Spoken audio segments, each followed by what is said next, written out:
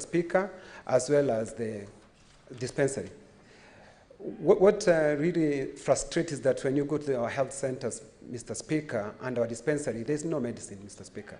So the purpose is defeated. Unlike in Cuba, where they say that they are health workers. In fact, they call them the army in white coats. Mr. Speaker, what I wanted to hear from the minister is that what is their program? Like, Mr. Speaker, because many of our counties that we have, they don't have resources. As far as they have been given so many functions, but the resources are left in the national government, Mr. Speaker. I don't know what the minister would be doing. Like, for example, we have these community health volunteers. What is your question, Mr. Speaker? My question is, Mr. Speaker, how are they assisting the counties, Mr. Speaker? Because they have limited resources, because much of the resources, Mr. Speaker, are left at the national level. We don't have equipment in the county government, Mr. Speaker, like, for example, in health centers, where the community health workers are responsible, Mr. Speaker. Honorable Sears.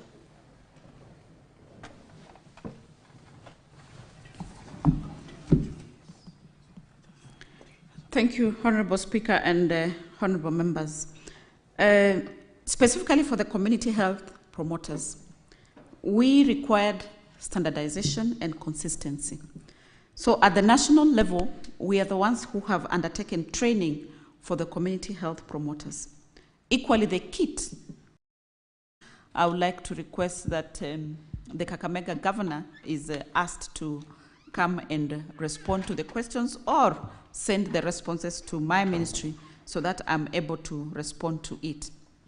Having said that, Honorable Speaker and honorable members, on the last bit of the question, the reference is made to the presidential pronouncement regarding the support towards the completion of Kakamega Teaching and Referral Hospital.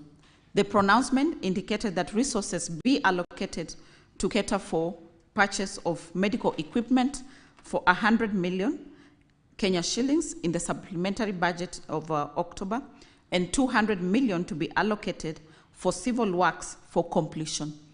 Honorable Speaker and honorable members, the 200 million allocation was based on availability of funds to be given to Kakamega County. So far, these funds have not been availed by the National Treasury, and we await for them to avail the funds, then they can be dispersed to Kakamega County. Having said that, Honorable Speaker and honorable members, we are working on a program to equip the Kakamega County Referral Hospital and other hospitals that have major equipment gaps. And the promise or the pronouncement by the President of 100 million shall then be fulfilled once we are equipping other hospitals. But it's important to note, Honorable Speaker and honorable members, that we can only equip a hospital that has been finalized, that construction must be complete for us to be able to equip the hospital. So we shall be waiting at that point. When that is done, then we shall be putting in the national support of 100 million shillings towards the equipment. I submit. Senator Boni, do you have any supplementary question?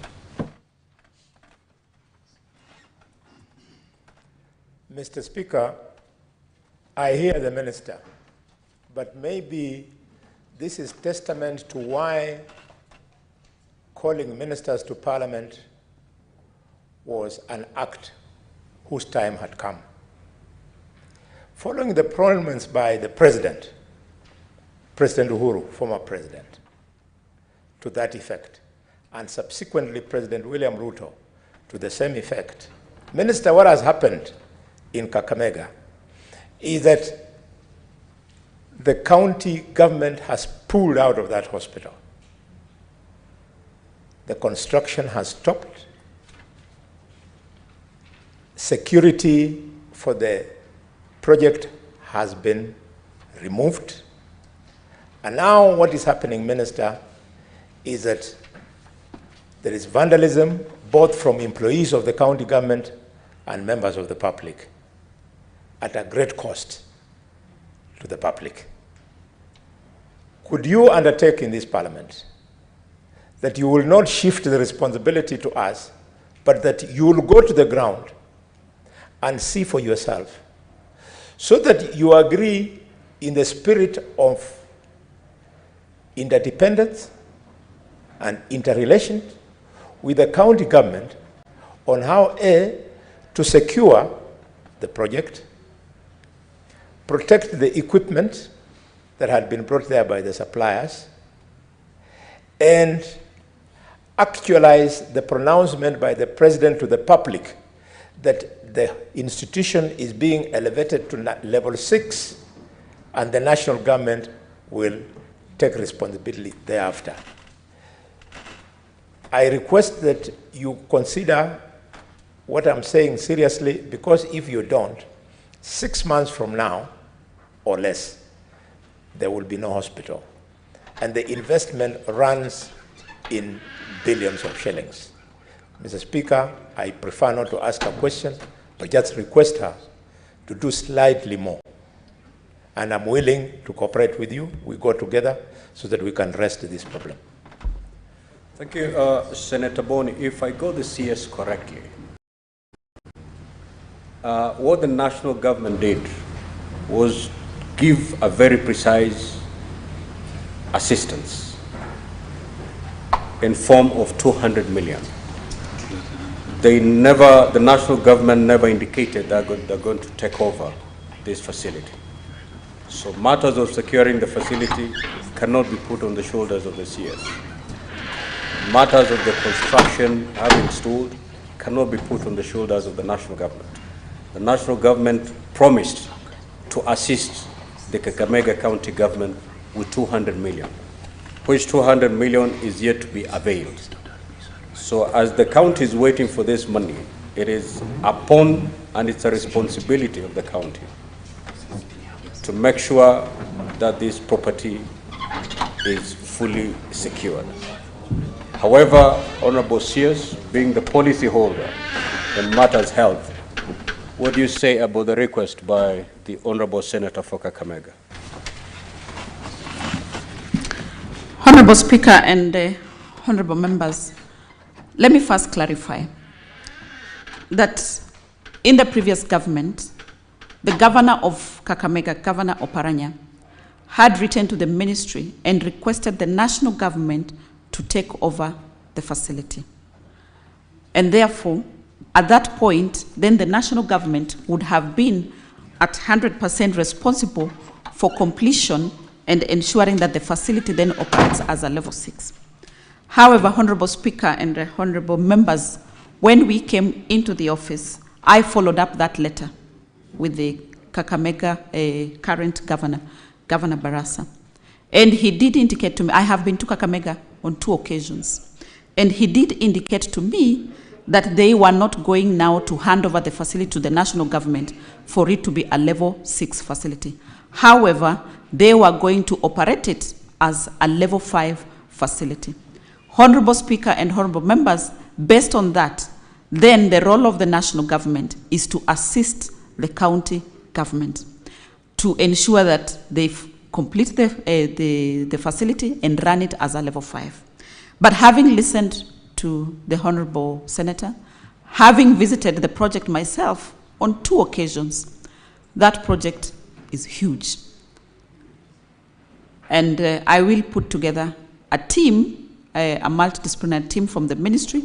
We'll seek the senator's support that we go and highlight the issues to the honorable governor, paint the bigger picture of not just completion, but equally of running the of the time, maybe you can see how you can summarize.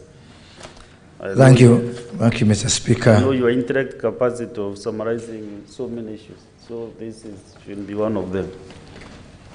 Mr. Speaker, thank you, and honorable senators.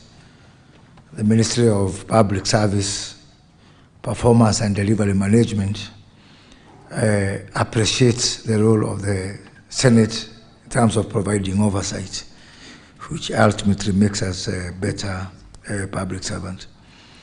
Mr. Speaker, in response to the question by Senator for Kirinyaga, Senator Joseph Kamau Murango, on what criteria is used by the ministry to categorize and gazette areas as hardship zones in the country, and on whether as to why Mwea constituency in Kirinyaga County has not been gazetted as a hardship area, considering the advanced conditions in most parts of the county. In terms of the criteria used, Honorable Speaker, the first criteria is availability or lack of it of food and accessibility to food, an availability and inaccessibility or otherwise of water, transport and communication service in terms of adequacy, social services, whether they are available or accessible, climate conditions for that particular area, and the terrain harshness of that area, and security or high possibility of security threats in a particular area. And finally, Mr. Speaker, is severity of poverty.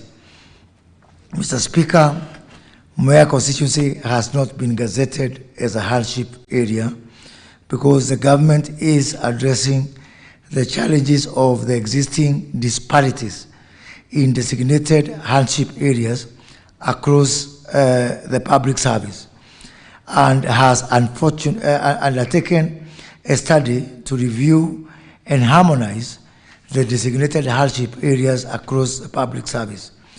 Gazettement of the hardship areas and implementation of the designated hardship areas will be undertaken upon approval by Cabinet, and this matter is currently before Cabinet. Mr. Speaker, as to when the ministry intends to classify Mwea constituency as a hardship area in order to compensate public servants who serve in the region under adverse conditions. Mr. Speaker, the government is addressing the challenges of the existing disparities in designated hardship areas across the public service and has undertaken a study to review the same and harmonize the designated hardship areas across the public service. Gazettement of the hardship areas, implementation of the same is currently under consideration by Cabinet and with guidance from the Salaries and Remuneration Commission. Mr. Speaker, I submit. Thank you, CS. Senator Veronica, you just have your seat. Mr. CS, you can have your seat. Do you want to ask the two supplementary questions now, or maybe I give a chance to a few senators, then you can come in? Give the chance to a few senators, then we can ask, clarify. Senator Wamatinga Waume. Yeri, Senator. Thank you very much, Mr. Speaker. Let me start, Mr. Speaker, by congratulating the CS. He has a way of whichever docket he gets, then he shines in it. My question goes in the same note of this National Youth Service, where he pronounced himself that he'll make it a kind of a military outfit. I have some few willing men who would want to do the same. Maybe he can outline that, how he's going, especially in the marginalized areas, to ensure that indeed even youth from there access the services. Thank you, Mr. Speaker. Yes, you can just make your statement on that. Thank you, Mr. Speaker, and thank you, Speaker Fonyeri. Indeed, Honorable Speaker, we have pronounced ourselves on the new direction for the National Youth Service. The re-engineering agenda of the National Youth Service, which we are undertaking, is premised on 4 key pillars. The first pillar is the pillar of paramilitary training and regimentation. This is important because we have to impart on our young people with the right social, patriotic wiring, so that they become good citizens capable of driving the country forward. Mr. Speaker, as we speak, Currently, we have got around 10,000 servicemen and women serving under the paramilitary service within the National Youth Service. By end of this financial year, we are going to recruit 20,000 youths, and then in the year 2024-25, we go to 40,000 youths, 25-26, 60,000 youths, and ultimately get to 100,000 youth by the year 2027. Honorable Speaker, the second pillar, and before even I leave on the first pillar, is on the issue of regimentation. Regimentation, simply put, Mr. Speaker, is that we put these youth under clusters, just like it happens within our disciplined forces of the police force, of the military, so that they can be able to work together and cross-socialize each other with positive behavior and patriotic angling as we prepare them to be better citizens. Honorable Speaker, the second pillar of our re-engineering agenda within the National Youth Service is what we are calling contribution towards national service. Mr. Speaker, we have a lot of opportunities within government where our youth can be used to offer those services. As we speak, Mr. Speaker, tomorrow we will be in Kitale, in Trans Nzoia County, with the Cabinet Secretary for Agriculture and our National Youth Service, where we have up to 6,000 acres of maize that is ready for harvesting that would have otherwise gone to waste from the Agricultural Development Corporation and the Kenya Seed Company. 5 million kilograms of seed that would have actually gone to waste. And tomorrow, we will be descending on that particular area with hundreds of youths who are going to harvest that maize, prevent it from going to waste, and therefore save money and time and a lot of resources, while actually helping the country to, in terms of food security. As you know, we are coming from a season of very debilitating hunger. The reason I'm giving that example, Mr. Speaker, is just to give you an example of where can you expect to find the green uniform. You'll find them in our farms, doing the farms. You'll find them guarding our offices. You'll find them planting our trees. You'll find them cleaning our markets. You'll find them even in areas that we don't have a lot of experience, like mining and blue economy. We want to engage our youth to offer services to other government departments as part of this national service. The third pillar, Mr. Speaker, we cannot do that unless we impart upon our youth vocational and technical knowledge. So our third pillar is on vocational and technical skills, which we are going to accelerate. We are already doing that to teach them and train them in some of these areas where we expect them to offer national service. Finally, Mr. Speaker, is on the issue of commercialization of the National Youth Service.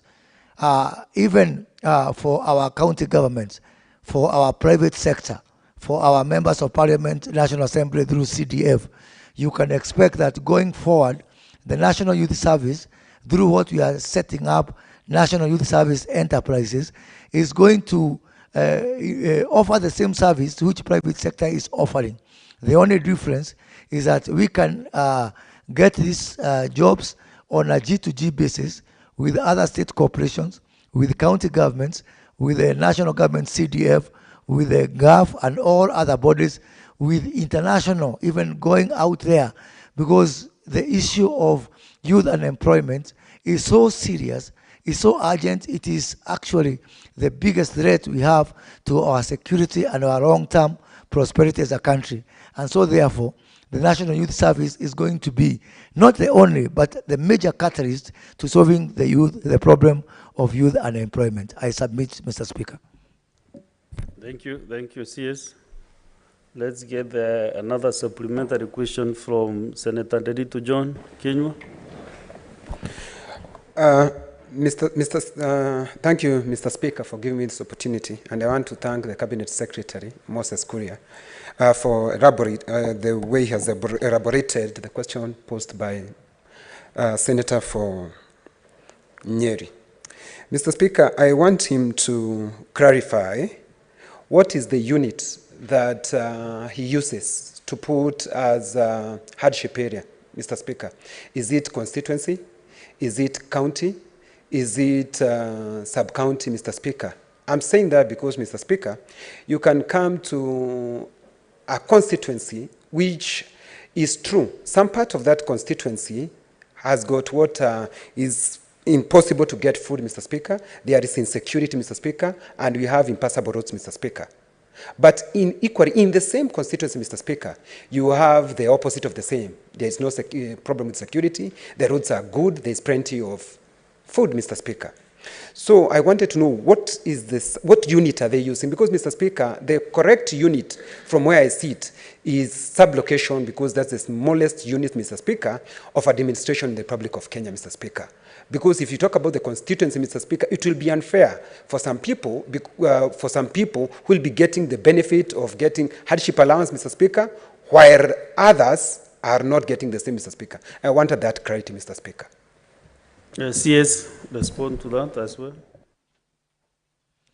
Honorable Speaker, I appreciate the question from Senator from Laikipia, and I do understand why he would be very much concerned about that, because Senator of Laikipia comes from a county of disparities with some very productive area which can feed this country, and other area which depends on relief food from some area which literally translated means comfort yourself, because there's nobody to comfort you, an area called Uyomereri.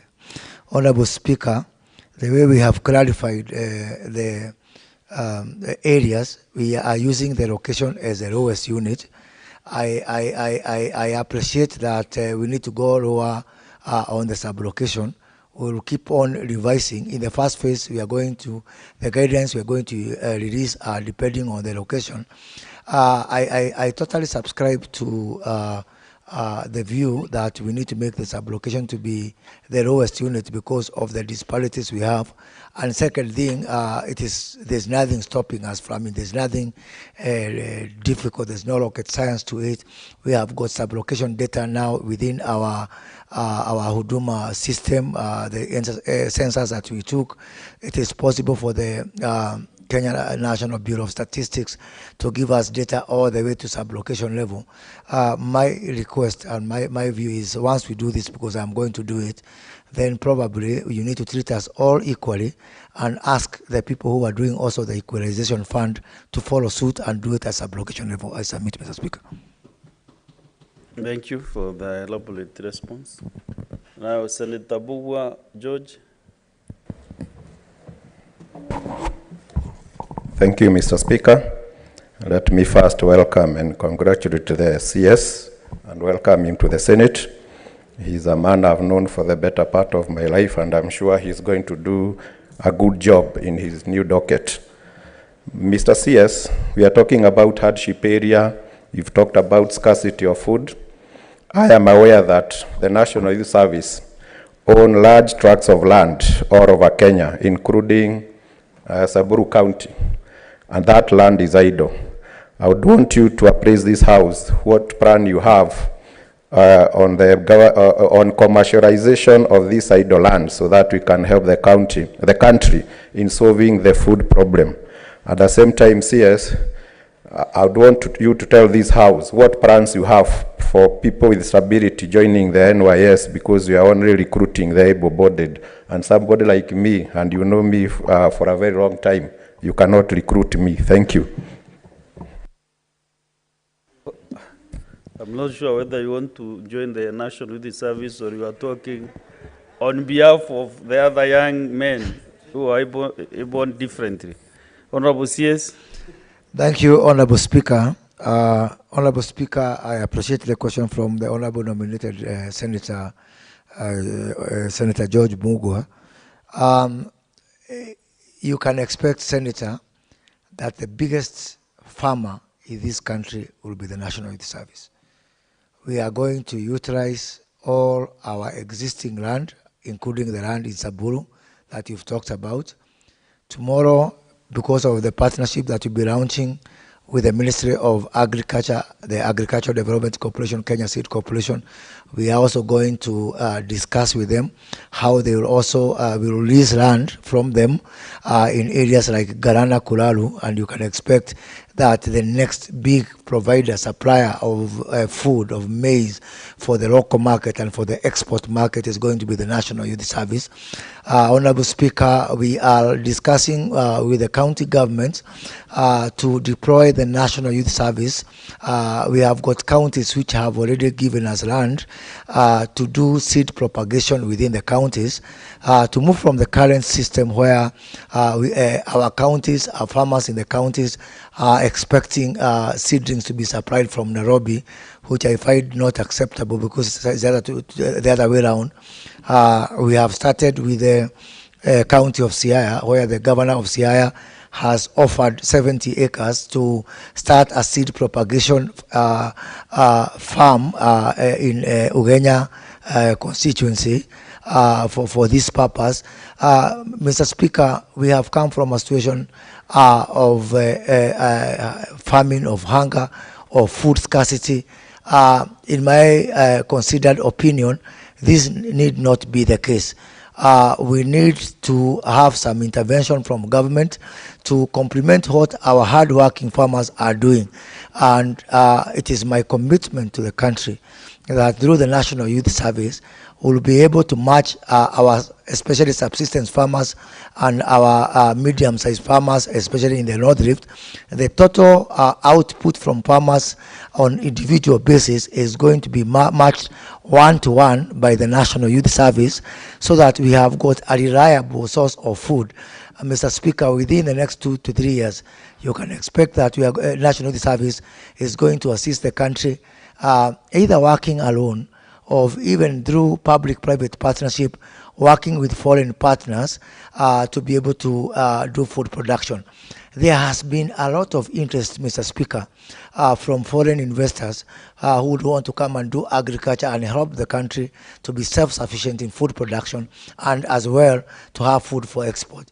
What they have been looking for, and I know that from my previous assignment, is a worthy partner who can be able to partner with them to be able to farm together because of local knowledge and the local situation. The National Youth Service is going to enter into partnership with the international investors to come and work with them. They bring in their capital, they bring in their equipment, we bring in our labor, we bring in our local knowledge and satisfy this country in terms of food availability and food security, and also earn this country foreign exchange through food export. Mr. Speaker, the second question from Senator George Bugwa on the people who are specially abled. It is a policy of the National Youth Service to reserve up to 20% of all the recruitment to people who are specially abled. And especially now, because of the commercial activities we'll be undertaking. Some of them can be undertaken very properly by people who are specially abled. We have even some people who are specially able now working with our garment and apparel manufacturing unit at the National Youth Service, which is already providing the bulk of the uniforms that our police, our Kenya Defense Forces, our Kenya Wildlife Service Rangers are using. They are already being made from the National Youth Service. We are going to expand on that as we do all these activities, including business process outsourcing, where we have agreed with the Kenya Revenue Authority. Recently, you saw Kenya Revenue Authority recruit some revenue service agents from across the country to work with people, taxpayers, to expand the tax base. And National Youth Service has been requested by the Kenya Revenue Authority to undertake this service on behalf of the Kenya Revenue Authority, thus providing even much more opportunities for our young people.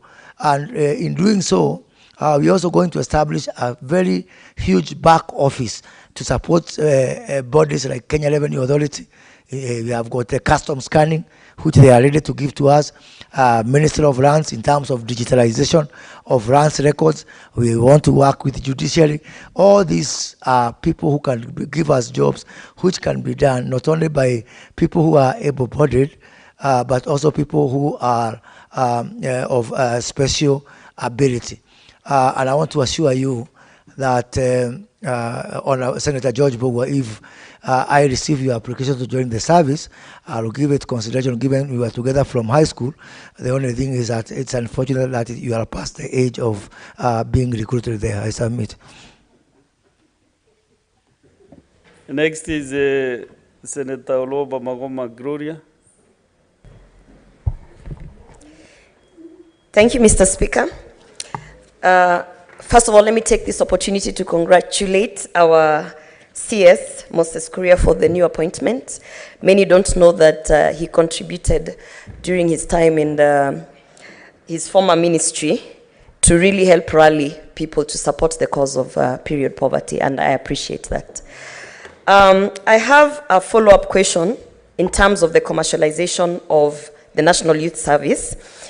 For purposes of clarity, because it's a question that has been asked, is there a policy that gives a certain percentage to the National Youth Service a priority in terms of national projects?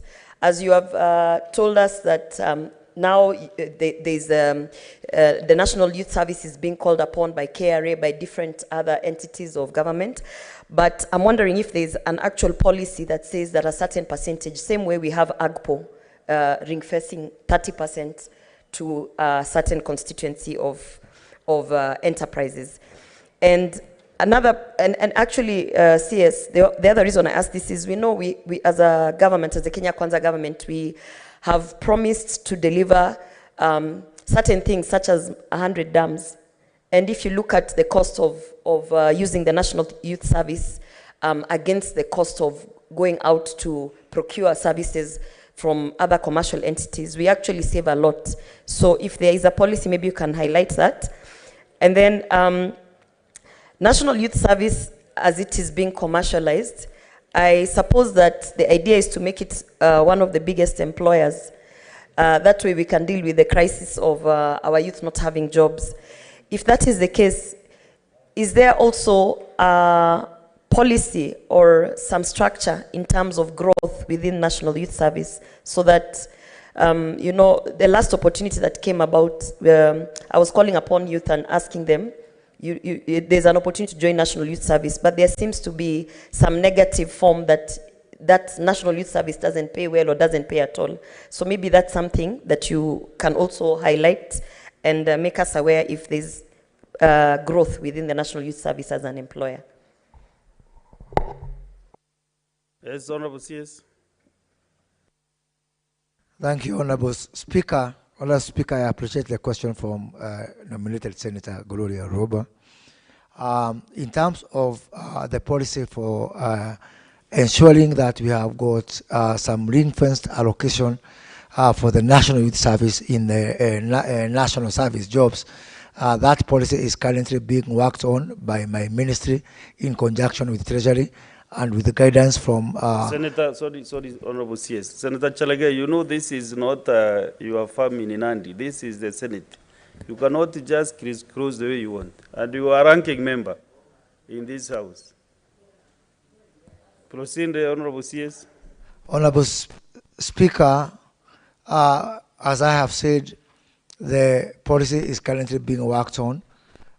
We have got a team that is working on both the policy and putting up proper structures for setting up of the NYS enterprises. This effort is being led by none other than His Excellency the President, the Presidential Economic Team, my ministry, and Treasury. As we speak also, we have got a committee of up to 11 principal secretaries that we have set up. Each principal secretary giving us an indication of the jobs available in each state department. We have some early successes in agriculture, as I've mentioned, in irrigation, in the dams, as the Senator has mentioned, in offering security services in our buildings. Really very promising and a very exciting time for our youth. So the policy that we are working on in conjunction with putting up the framework for affirmative action along the lines of AGPO is going to go a long way in ensuring that through the National Youth Service, we are able to absorb many more young people, impart them with the right skills, give them some meaningful work, and ultimately release them to the market in a way that they can be able to be more employable, or even to create some entrepreneurs out of them so that they can also employ other young people. Honorable Speaker, on the question of the upward mobility for the National Youth Service, because this is a very pertinent issue. Honorable Speaker, we are working on mobility in several ways. One, already, you remember there was an instance where the Kenya Defence Forces ring-fenced 300 positions to be filled up by graduates or from the National Youth Service, and 10,000 of them turned up for the interview. We require now to bring in police and KDF to maintain security. That was a pointer of some, the situation as it is, and what we are doing now, we are sensitizing people from a security sector to use the National Youth Service as a career progression when they are recruiting. We have had early successes on that. Subject to availability of budget, the National Police Service is going to recruit a cadre of 3,000 policemen and women coming exclusively from the recruits coming from the National Youth Service. The Kenya Wildlife Service has already approved within its board, upon our request, to recruit in the next 2 months 1,500 servicemen and women for the Kenya Wildlife Service, who will be recruited exclusively from the National Youth Service. We are also working to expand our Huduma centers, which also fall within my ministry, from the current 53 to a minimum of 1,000, and each of them providing a minimum of 5 jobs for the young people of this country, so that also that becomes another breeding ground for youths who are better for the future. So in a nutshell, Honorable Speaker, we are now using the outreach and sensitization method as we work on a policy and ultimately into a law that is going to actually ensure that we give some quota mandatory to the National Youth Service as we create upward mobility for our young people. Mr. Speaker, let me finish by mentioning that Kenya School of Government, which is also within my ministry, we are working with them to ensure that we create some higher qualification for young people who excel within the National Youth Service, to be able to be trained by Kenya School of Government so that they can now also join the mainstream civil service, and we give them the first right of refusal or acceptance, because everybody in this country deserves a chance. I submit, Mr. Speaker. Thank you, CS. Honorable Mariam Sheikh Omar.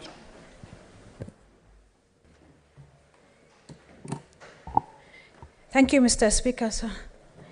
Mine is on recruitment, CS.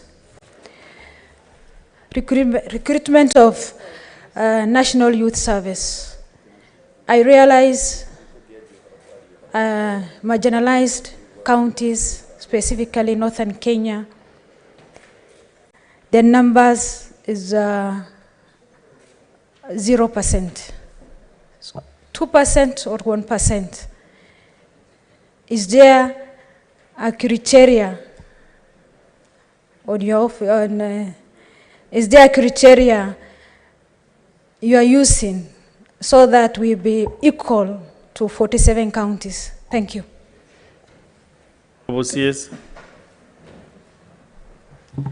Thank you, Honorable Speaker. I appreciate the question from the Honorable Senator. The policy and framework of recruitment is based on the location level. So you will never find a location in this country where you don't have somebody getting an opportunity from the National Youth Service. What there is that some areas, they don't want to join the National Youth Service. My advice to them is National Youth Service is now the gateway for you to join our disciplined forces, to join our public service, and if I have my way, and supported by this parliament, I'll even make it mandatory for anybody working in the public service to first of all go through the National Youth Service and Kenya School of Government. So I'm happy to get any details of any particular location in this country which has never had any opportunity. And should that come to my attention, that is not a matter of policy. It is either the youth did not turn up to register to join the National Youth Service, and if it is for any other denial of that opportunity, I commit to this House to do thorough investigation and to take the remedial action. I submit, Mr. Speaker. Thank you, Honorable CS. Senator Chalagay Samson. Thank you, Mr. Speaker. From the onset, I want to congratulate Cabinet Secretary for Public Service Performance and Delivery Management for being appointed to this docket, CS Moses Kuria. Mine is just is to find out from the CS emanating from this question. In case, because I've seen his response, in case he will gazette which criteria, and I've seen the parameters. Mr. Speaker, you are aware we normally use a Commission of Revenue Allocation formula, and even we pass conditional and additional funds to marginalized wards. For example, here in Kiambu, in Deia, in Kiambu County, should be benefiting from that additional funds, for example. In Nandi, a place like Terik Ward, Chepterway Ward, although in Kapchorwa, Soba Songa, and Chemelil Chemas Ward benefits, but Kapsimat Ward does not benefit. To many people, Nandi County might look that it's a land of honey and milk. So what strategies as the CS, and how long will it take, Mr. Speaker, to classify and ensure all civil servants, including teachers and other government employees, are able to be given hardship allowance, Mr. Speaker, so that they benefit from this process, and also ensure, Mr. Speaker, that they work together, because Senate is a protector of devolution, with the CRA formula, Mr. Speaker. And Mr. Speaker, the issue of NYS, finally, I had the CS, because it's one. Chalgay, you know, you have only one supplementary. It's one question. It's joined. I'm just finishing it up. No way. It's joined. Hardship allowance can be equated again to NYS. I'm developing so that I find out, so that from the CS, they are not maybe, Mr. Speaker, in quick succession, with your indulgence, is that the CS had promised the nation that he is negotiating with National Police and KDF to ensure that the NYS recruit who undergo parliamentary training service to be given priority in recruitment. Mr. Speaker, can he give a commitment that he has going into the future of site recruitment? I thank you, Mr. Speaker, for the indulgence. Honorable CS. Thank you, Honorable Speaker. Honorable Speaker, I want to appreciate the question from the Senator for Nandi. The question is very pertinent because indeed some of the places that he has mentioned, like Karai Ward and Deia Ward, locations within Kiambu County, and in fact Terik location within Nandi County are in the draft proposal to be included, that is currently undergoing cabinet approval. Mr. Speaker, the good thing is that this draft already has undergone through public participation. So there was comprehensive public participation to be able to get the views of the public. And I also want to fully support what Senator Fernandi has said, that, and I had mentioned it in my opening answer about the need to harmonize all these formulas. I have a formula because of something called hardship allowance. Somebody else has something called for enhanced allowance. That is the Teacher Service Commission. CRA has got another definition for another purpose. Somebody else has got a definition because of the equalization fund. Somebody else has it because of drought mitigation. So I agree, and I'm going to work with my colleagues within the executive so that we can have one definition that is coherent across all uses, so that we don't have people defining hardship, for their own expediency. In regards to the discussions we're having with the Kenya Defence Force, National Police Service, and other discipline forces, KWS, Kenya Forestry Service, indeed now this has been embraced by all these formations under the leadership of His Excellency the President, that National Youth Service need to be the catchment area for the future from which anybody who is going to join our discipline force is going to come from. Let me just give one of why this is important.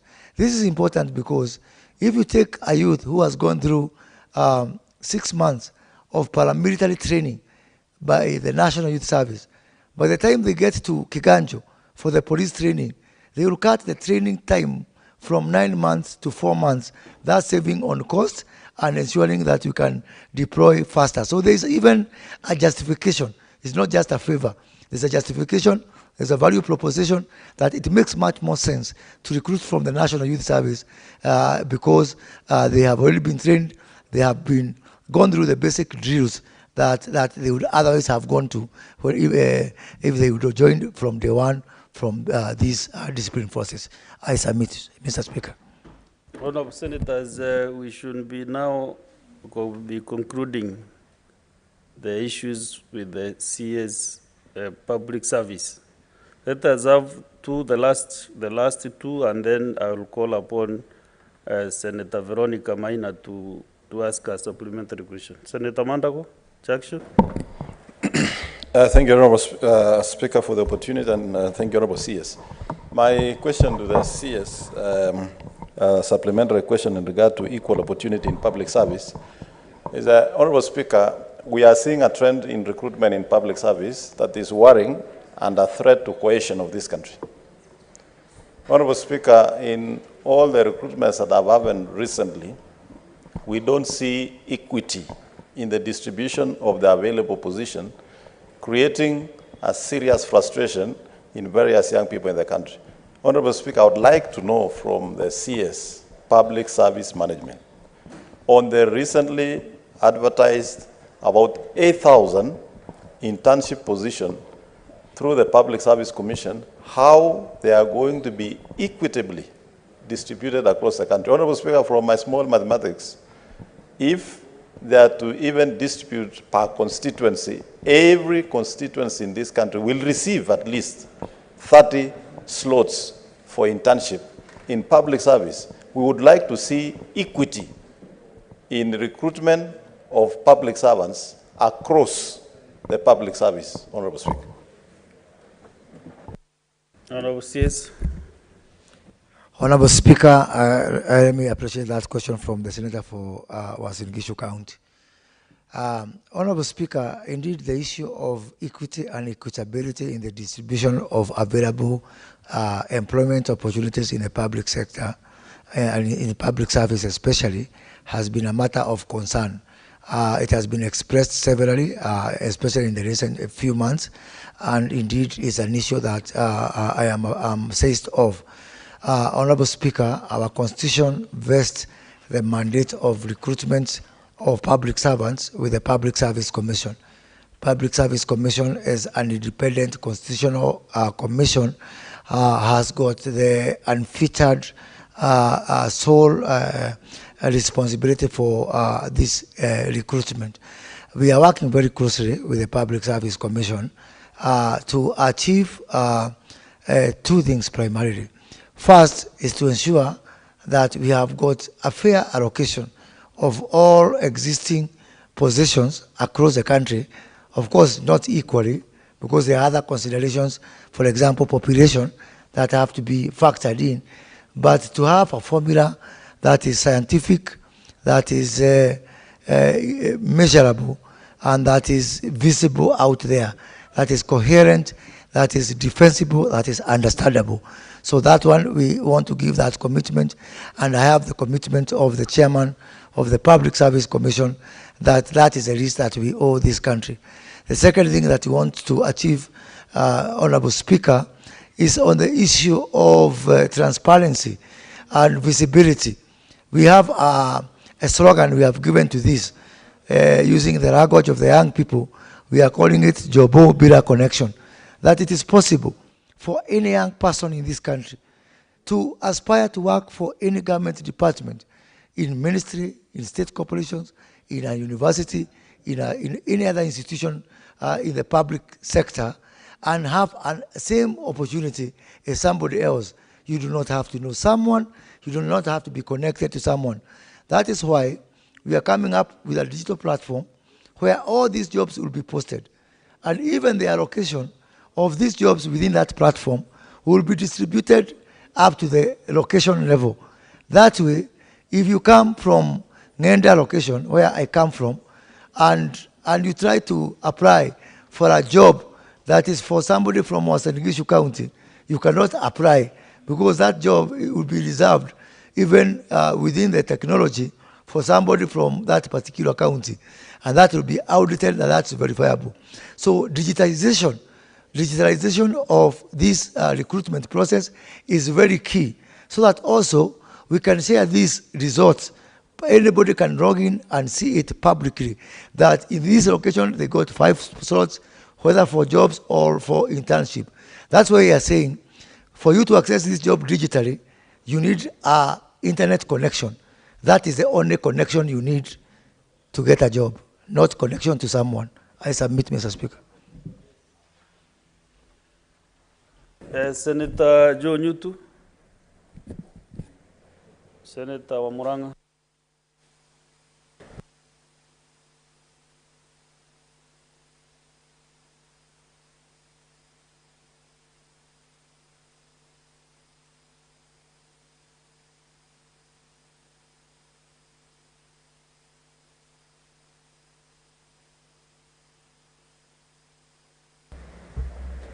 Thank you, Mr. Speaker, for the opportunity to also place my question to the CS Public Service. And if you allow me, I would want to first congratulate him on the posting to this new ministry, and wish him well, even as he cuts and cultivates a new image of a CEO far from the image of a politician. Mr. Speaker, I would want, having said that, to ask the CS whether he is aware that there are some teachers or trainers, if you may, serving in technical institutes. But these are teachers that are employed by the Public Service Commission, different from their colleagues who serve under the TSC. And Mr. Speaker, knowing and understanding that TSC is a body mandated with the employment and management of teachers, does the CS think that his ministry is competent to deal with the teachers? And does he think that the teachers that are serving under the PSC should remain there, or for the welfare of the teachers and the institutions that they serve, whether they should be surrendered to the TSC? Mr. Speaker, that is my question to this Honorable CS. The Honorable CS. Honorable Speaker, I want to appreciate that question from the Senator from Muranga. Honorable Speaker, as I've mentioned, recruitment to the public service is the constitutional body for the Public Service Commission. Public Service Commission is an independent commission under our Constitution. Recruitment of teachers and management of the human resource affairs of our teachers is the preserve of the Teacher Service Commission. Teacher Service Commission is also another independent body, indeed a constitutional commission. The rules are very well defined by the Constitution. Unless the Constitution is amended, our lanes are very well defined. My role is defined in terms of developing policy and handing over that policy to the Public Service Commission. We work independently, but interdependently. We don't work in isolation, we don't work in silos. We consult from time to time. And I believe that from my ministry to the Public Service Commission, Teacher Service Commission, the Constitution demands of us to work together even if we are independent. Independence is not existing in isolation. So we are mandated to work together, and we do consult from time to time. Let me also mention that Senator Muranga has talked about the image of a CEO, not the image of a politician. If I am asked to choose which image I want the image of a politician, because only a politician understands the problem of this country. What he meant by non-you two. But because he is not on the floor, let me interpret for you. When he gets to Muranga, people usually say it is new too, it is new too, it is new too. That is no new too. Yeah. So Senator Veronica Duarte Maina, ask you a supplementary question as we conclude with the CS. Thank you, Honorable Speaker. And I want to take this opportunity to thank the Honorable Cabinet Secretary for the intensive answers that he has given to the question that was brought by the Senator for Kirinyaga County. I will ask one question, or maybe it has two questions in one. First, I have looked at the data that you have given in your response and the statistics that are being used, especially for the Ministry of Education, was the legal notice of 1997. So it has designated about 44 areas, hardship areas, and increasingly with the climate change issues, the adverse effect of climate change, the ravaging effect of climate change has caused many areas to fall within the category of hardship zones. And if I would cite one as an example, Honorable Cabinet Secretary, is an area called Ithanga, which is in Gatanga, which is a very dry area and would meet all the conditions that are set down as parameters that you weigh, that are weighed before an area is declared a hardship area. And that is just one example. And places maybe like Mwea and many other places, Honorable Cabinet Secretary. Now, CS, the delay or the slow pace at which these areas are being declared will eventually mean that they cannot have targeted programs even to make interventions that would make the areas better, not just for the public servant, the public service employees, but also for other intervening programs that would then help the areas to attract resources that then helps to alleviate them from the hardship zone, from the red zone to a better zone.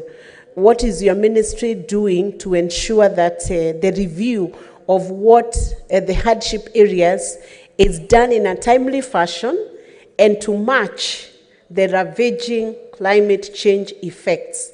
Because if the review is slower than the effects of the climate change, then are we being fair to those regions that have fallen within the hardship areas, but then years have passed and there is no decision yet from the cabinet designating those areas as hardship zones?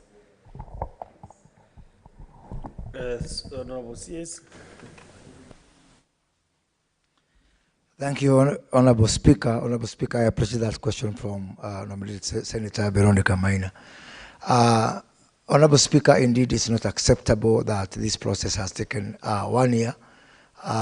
It is my commitment that within the next 3 months, this process will have gone through cabinet, will have been concluded, so that indeed the disparities that the Senator has talked about are addressed. It is not only some areas which have not been classified, and they ought to be classified as hardship areas. It is also an opportunity for even those areas that have ceased to be hardship to be declassified. You know, some situations have changed. Economies has improved in those particular areas. We've got some very rich areas which are still existing as hardship area, and they need to be removed so that we give way to some areas which now also qualify to be termed as hardship area. So that is what we are doing. That's my commitment, Honorable Senator, that within the next 3 months from today, that is by the end of the month of January, this matter will have been dispensed by Cabinet and it will be gazetted and implemented. Honorable Speaker, I don't know if I'll get another chance to put my closing remarks or I can. Sorry, the right time. Okay. Let me take this opportunity to thank this House, this Honorable House, this dignified House for giving me this opportunity. Let me finish by saying that we are all public servants, and all of you are under my control. If you have not received your salary, you know, I would very much interested to know if you have got any welfare problems. All the 900,000 of us who work in the public service are my business. It's a very fulfilling job, knowing that ultimately we work for all other 54 million Kenyans. And I'm trying to transition our public service from being an arena or a source of public employment. A lot of us are saying we are in public service. No, we are just in public employment. We need to transition from being in public employment to being in public service so that you can be able to serve this country better. Honorable Speaker, my docket also includes a State Department for Performance and Delivery Management. Simply put, it is my responsibility. If government is not performing, it is me to be held accountable. If you're not delivering on our projects across whichever ministry, from fisheries to camels, from water to air, wherever they are, performance and delivery are my business. And so therefore, I want to encourage this House to call me many times. If you have any problem with any ministry or state department, then I'll do what I must do. Thank you, Honorable Senator. Thank you. Thank you, CS. CS, you know, you are one person who is very flexible indeed. And you joined the ministry just the other day, but the way you understand what is happening in the ministry is fantastic. The NYS, about the hardship issues, it's like maybe you knew that to be transformed that ministry, so you started learning about the ministry maybe the first time you were appointed in trade. So thank you very much for your time and for your good response. I think transforming public service is what is really needed in this country. And this House will support you in whatever way we can so that you'll be able to perform. And all the best in your endeavors. Senate is your friend. There is a time you are told you don't appear here when you're in train, but now you can see you are the best friend of the Senate. So tuko pamoja kwa kazi yako. Asante sana waziri.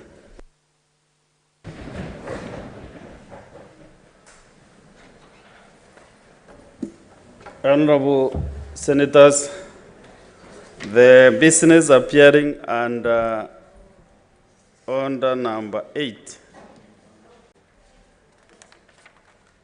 has been deferred to the next time. So we are now on order number 9.